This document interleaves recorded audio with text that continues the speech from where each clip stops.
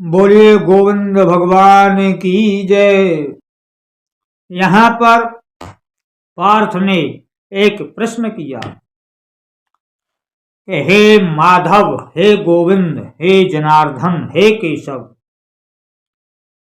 यह समस्त मनुष्य समुदाय प्राणी स्वयं न चाहता हुआ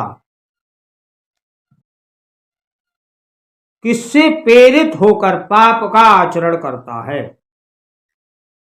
उसकी स्वयं पाप करने की इच्छा नहीं है, जबरदस्ती बलात् लगाए हुए की भांति किससे प्रेरित होकर पाप का आचरण करता है? यह प्रश्न है अर्जुन का।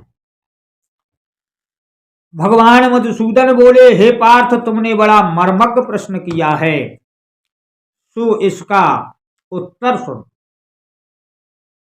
कहा कि हे पार्थ, यह प्राणी, यह मनुष्य समुदाय स्वयं न चाहता हुआ बलात् लगाए हुए की भांति पाप का आचरण करता है। इसका एक ही कारण है, वह कारण है काम। काम रूपी शत्रु के द्वारा मनुष्य का ज्ञान ढका हुआ है और काम से ही पीड़ित होकर पाप का आचरण करता है। काम का अर्थ है सांसारिक कामना, क्योंकि सांसारिक किसी प्रकार की चाहना काम से संबंधित है। पद, प्रतिष्ठा, मान, धन, किसी भी प्रकार की सांसारिक चाहना व्यभिचार सिद्ध करती है। मात्र गोविंद, मात्र परमात्मा, मात्र ब्रह्म, मात्र वह आत्मा, मात्र श्री कृष्ण में ही रमण करना ब्रह्मचार्य है। सच्चा ब्रह्मचारी वही है जो मात्र गोविंद में, मात्र श्री कृष्ण में रमता है। इसके विपरीत रमने वाला व्यभिचारी है। काम रूपी शत्रु का आवरण उसके ऊपर चढ़ा हुआ है, इसीलिए वो पाप आचरण करने के लिए आतुर है और पाप आचरण में लगा रहता है। मन, बुद्धि और इंद्रियां इसका वासस्थान कही जाती हैं। यह काम रूपी शत्रु मन, बुद्धि और इंद्रियों में विराजमान है।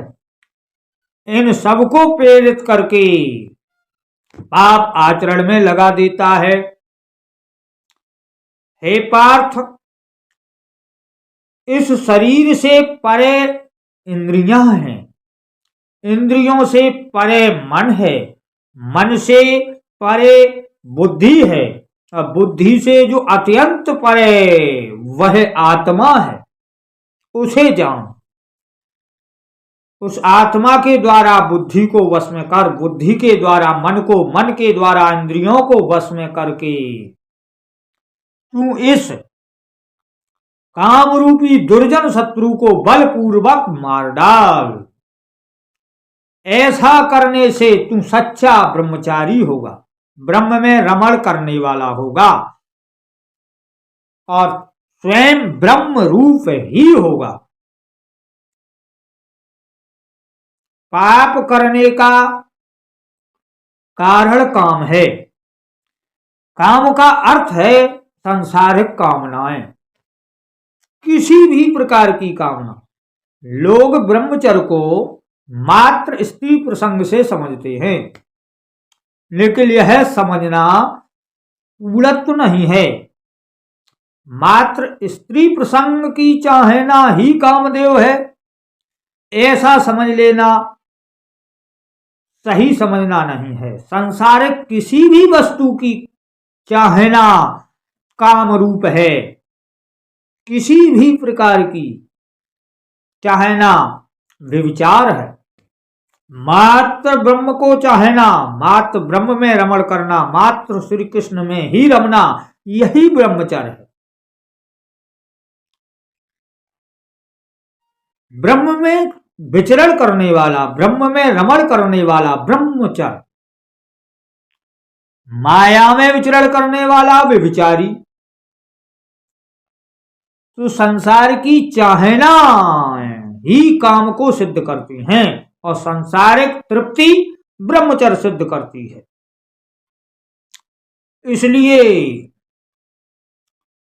संसारिक चाहना से ऊपर उठिए। ये संसारिक जो सपना चल रहा है इसके बाहर निकलिए और बाहर निकल करके गोविंद को भजिए, गोपाल को भजिए।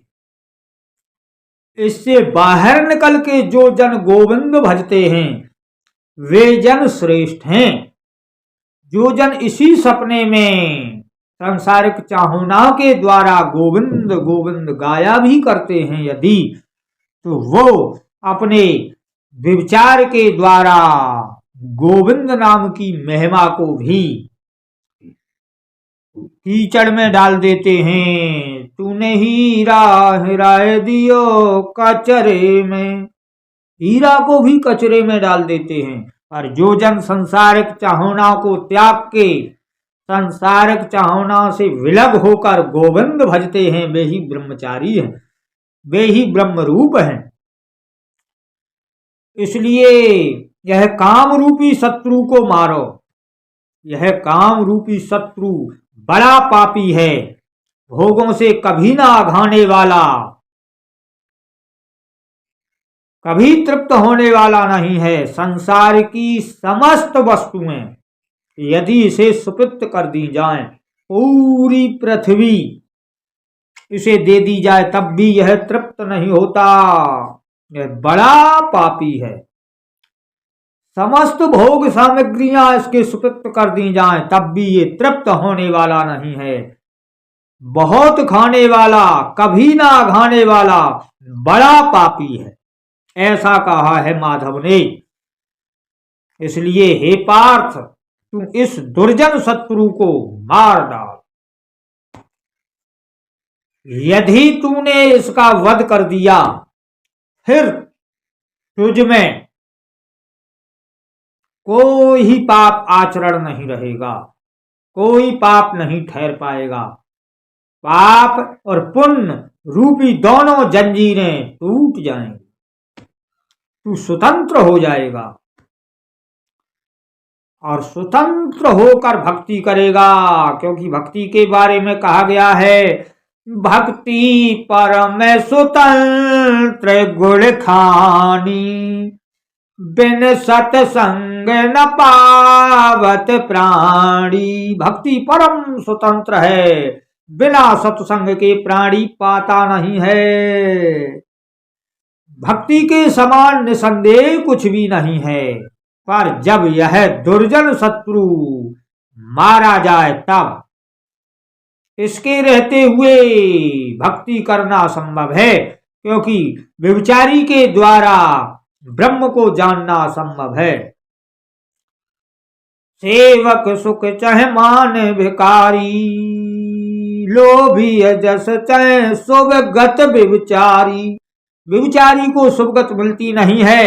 और व्यभिचार का सीधा अर्थ है संसारिक चाहनाएं। जब संसारिक चाहनाओं से बाहर आया जाए तभी ब्रह्मचर्य सिद्ध होता है। बोलिए गोविंद भगवान की जय। जय श्री राधा कृष्ण व्याय नमः।